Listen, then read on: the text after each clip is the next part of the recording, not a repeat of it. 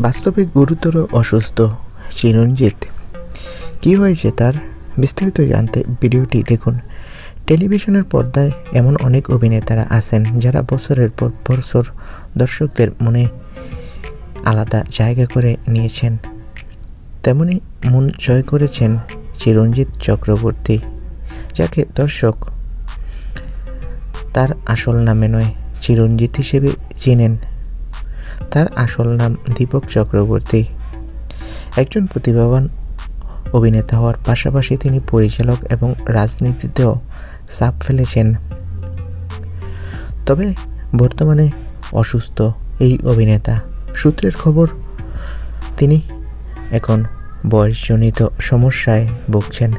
তাছাড়া ঘন ঘন অসুস্থতা তার অভিনয়ে নিয়মিত হতে বাধা দিচ্ছে। তো বন্ধুরা, অভিনেতার বর্তমানে শারীরিক অবস্থা বেশি একটা ভালো নয়। তোমরা সবাই তার জন্য প্রার্থনা করো। ধন্যবাদ।